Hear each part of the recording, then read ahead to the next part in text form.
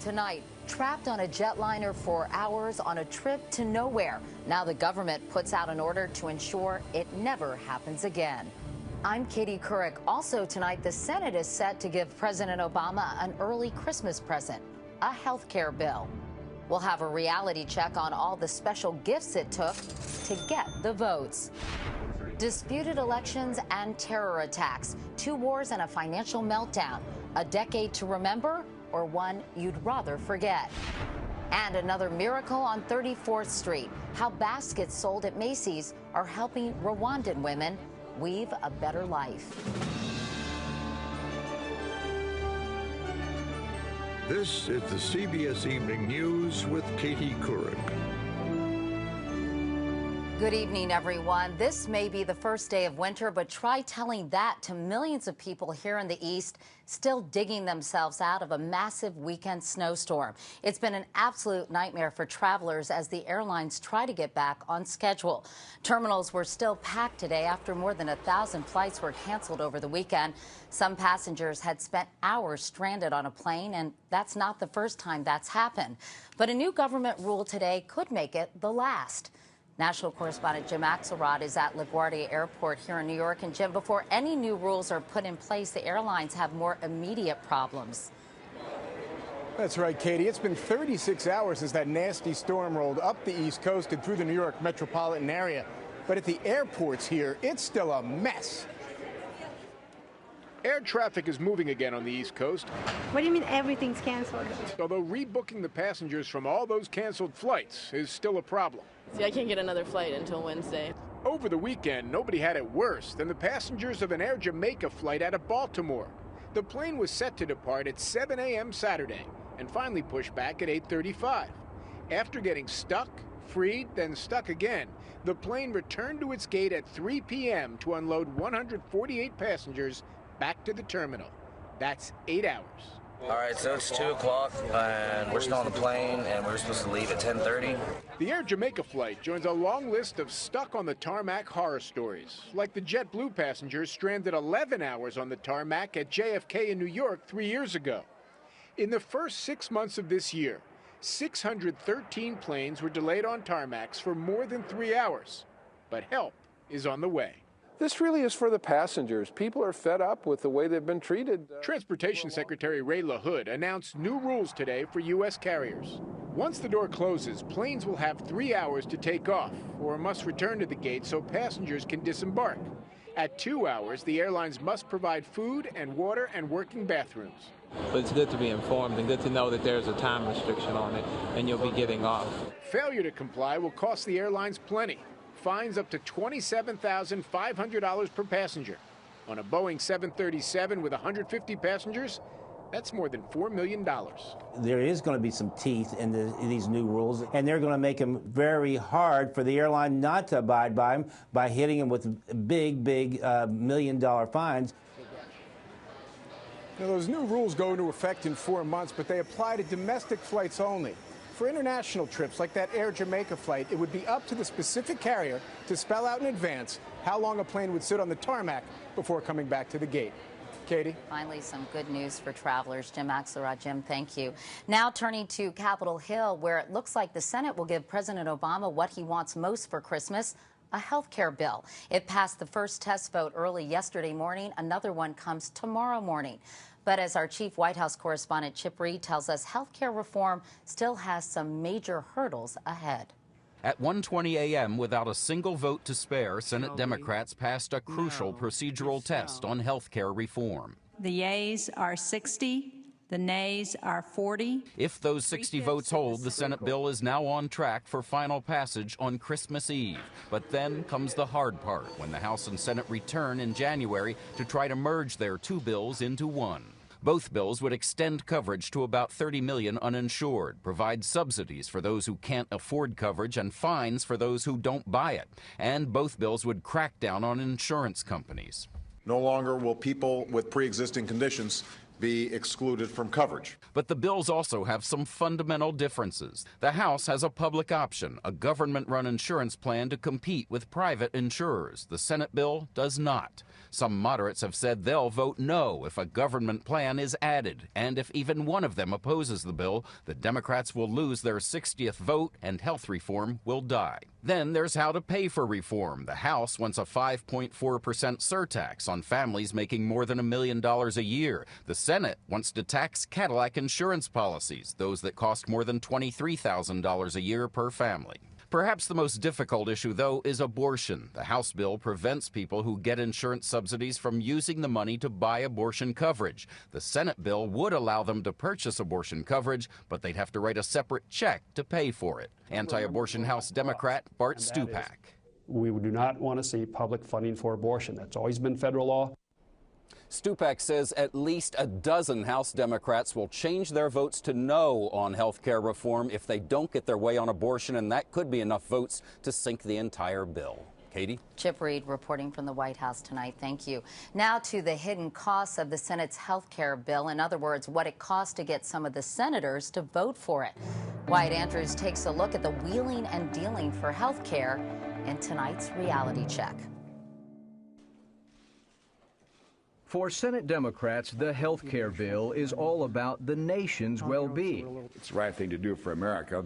And all about righting a national wrong. We are called upon to right a great injustice. But behind this claim, they're doing this for the good of America. At least 7 senators demanded deals worth tens or hundreds of millions of dollars to mostly benefit their home states, starting with Mary Landrieu.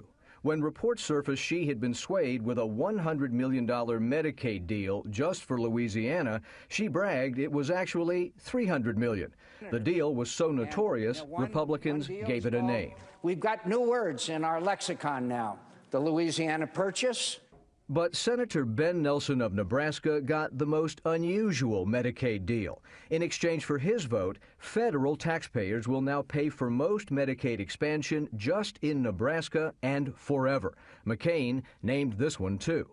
The Cornhusker kickback. And while Democrats have claimed their bill saves big money, cutting the extra benefits from Medicare Advantage, the fact is that won't happen in Florida, where Senator Bill Nelson got his 800,000 seniors an exemption. The bill also had a mystery grant of $100 million to an unknown health care facility in an unnamed state. It doesn't say Connecticut, but Senator Chris Dodd admitted he wrote it, hoping Connecticut would get it. Democrats shrugged off questions about the one-state deals, saying this is how you get to 60 votes. That's what this legislation's all about. It's the art of compromise. Republicans called it the art of corruption. And it's a shame that that's the only way we can come to a consensus in this country is to buy votes. But Republicans may forget that back when they were in charge and pushing the Medicare drug benefit, their majority leader, Tom DeLay, was formally admonished for trying to buy a last-minute vote with favors. And DeLay's defense was that he didn't know trading favors was against the rules. Katie? But Wyatt, a lot of people watching what happened in the Senate are probably outraged because it really is as if they were literally buying these votes. Is this business as usual, though? You know what's interesting, Katie, is that Democrats weren't even defensive about these deals. They said all of them related to the needs of needy people. Mary Landrieu, for example, said that her state was hit so hard by Katrina that all of her low-income folks needed every bit of that $300 million. Bill Nelson said all of his seniors were too reliant on Med Advantage. So generally, if you were looking for embarrassment by Democrats today, it wasn't there. And this sure won't hurt when these senators are up for re-election, will it? No, re-election is the motivator here. Remember, Republicans want this to be a national scandal with people concerned about special treatment. But senators run in one state, and they're going home to say, here's what I got you. All right, Wyatt Andrews in Washington. Wyatt, thank you. Meanwhile, there are just 3 shopping days until Christmas, and many retailers are very worried. That snowstorm we told you about earlier cut down on foot traffic in much of the East on what is usually the biggest shopping weekend of the year.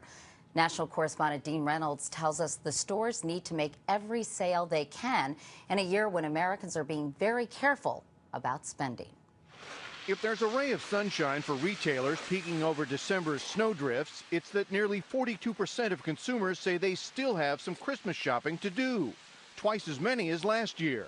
But even that's a mixed blessing for stores because they now have to cut prices even deeper to snare the last-minute shopper. Well, we've been hearing on the news that they've been having good sales, 50 to 75% off, so we thought we'd come down and check it out. With many shoppers snowed in, retailers are extending weekend sales all the way to the eve of Christmas Eve, extending hours, too. For example, 12 Macy's stores in the East and Midwest will stay open continuously until Thursday night. We think there's going to be a surge in shopping these last few days. The weather encouraged online shopping up to a point, rising 24% on Friday and Saturday over a year ago. But web retailers are ending the whole year basically flat. So what's everybody been doing? Probably watching a movie at the theater. That business is booming. From Harry Potter to The Hangover, and now with Avatar's biggest December opening ever, $77.3 million, Hollywood is on pace to sell more than $10 billion worth of tickets this year. I think this year just had the perfect storm of the right kind of movies at the right time, in the right climate globally, and I think that's really paid off. For the movie business, at least, this year has a Hollywood ending. Dean Reynolds, CBS News, Chicago.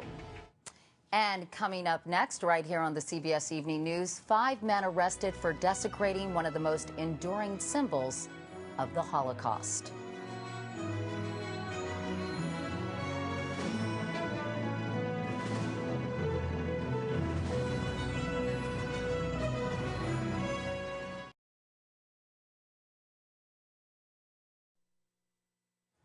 Now to news from around the world tonight, beginning in Iran. The country's leading dissident cleric, Grand Ayatollah Hossein Ali Montazeri, died over the weekend at the age of 87. And his funeral procession today turned into a mass protest against Iran's leadership.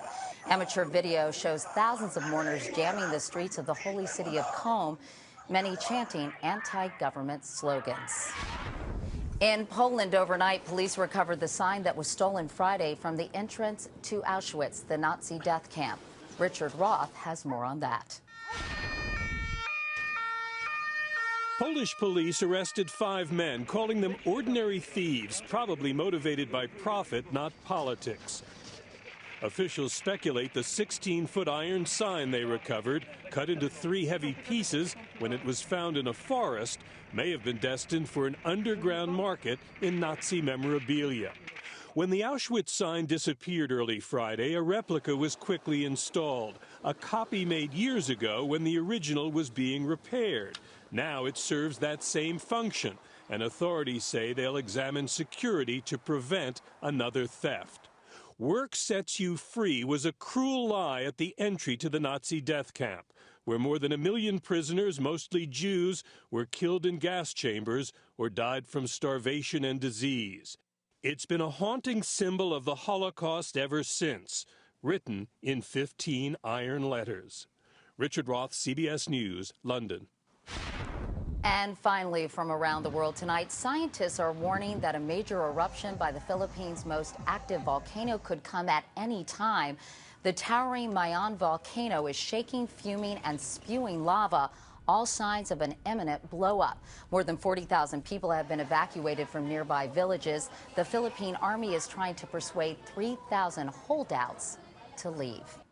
And coming up next, making a resolution to forget the last 10 years.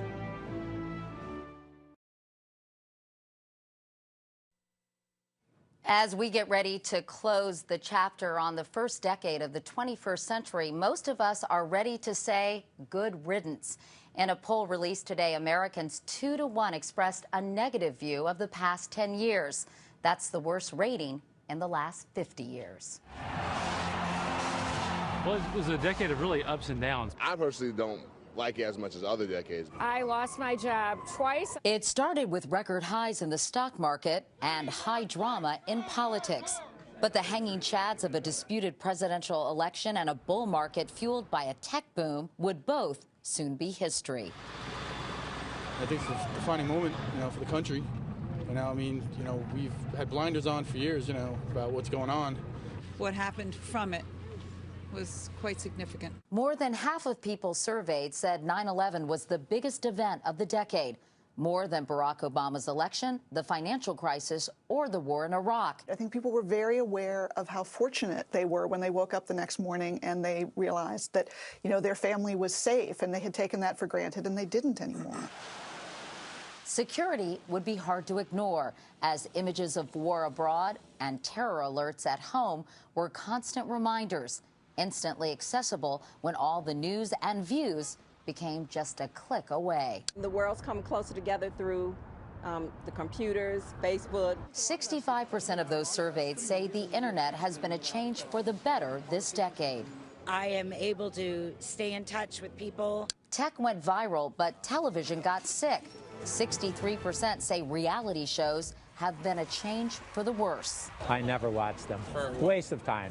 Waste of time. Actual reality was hard enough for most people, as the recession and bank failures hurt everyone, from big business to the little guy.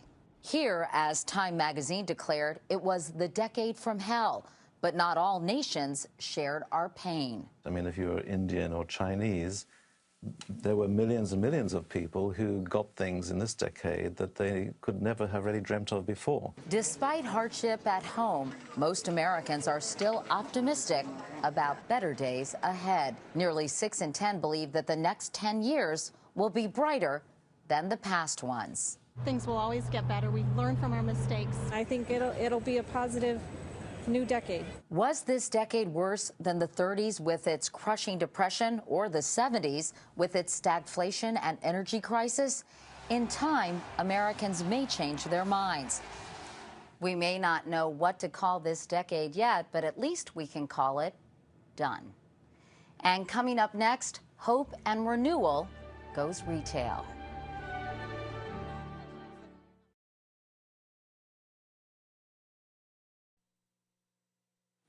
And finally tonight, when you're buying a holiday gift, chances are you don't give that much thought to who made it or where it came from. But Dave Price tells us there is one gift you can buy in this country that has a priceless impact on women a world away. And to meet those women, Dave traveled to the African nation of Rwanda. They're not the sights and sounds usually associated with Rwanda. But these women are rejoicing in their nation's rebirth, one they've helped bring about. When I walk on the street right now of Rwanda, I say, I have a country. Women like Joy and Gutse are weaving Rwanda back together, quite literally. As the weavers and women of Rwanda, we have taught the country to move beyond hatred. But consider how hard it must be to move beyond one of the most intensive killing campaigns in human history.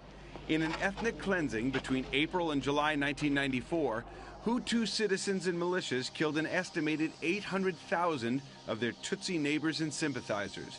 Women were raped, children mutilated, and men massacred. After the genocide, women outnumbered men 70 to 30. I see an opportunity to empower the women of Rwanda. Willa Shallot, an accomplished artist and producer, first visited the tiny African country in 2003 and discovered Rwanda's widows had a unique skill set, one she believed they could parlay into profit. You can have ideas about change, but if women don't have money in their hands, they have no power. Shallot thought there was a market for these handcrafted baskets in the United States. And they're beautiful.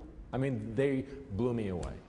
And it was either keen business savvy or naivete that brought her to the doorstep of one of the largest retailers in the country. And I was just prepared to make a donation, and she says, no, we don't want a donation. We want a business. It's underneath this grove of trees that these women first got together to weave baskets after the genocide. Some of their husbands were murdered, others were the murderers. But 15 years later, they have led the way in economic recovery and reconciliation. Doricel Huimana's husband and father-in-law were killed during the genocide. And now you're weaving next to the women whose husbands were the perpetrators of some of these crimes. We sat together and decided we need to move on. We realized we cannot always be angry at each other.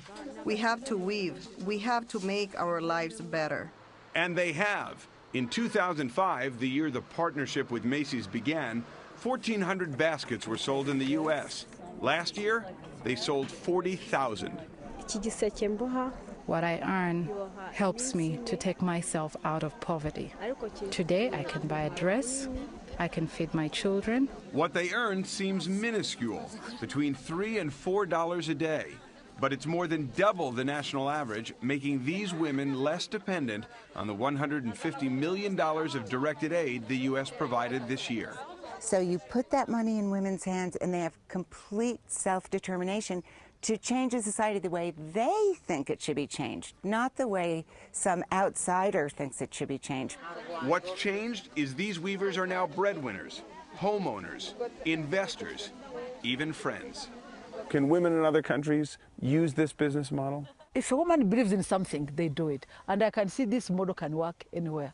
You can transfer it to anywhere, but you have to use women. I've messed it up. These women who weave have bridged the divide between tribes, sexes, and cultures. And they've demonstrated that goodwill can also be good business. Dave Price, CBS News, Kigali, Rwanda. That's such a wonderful story. I'm Katie Couric. I'll see you tomorrow. Good night.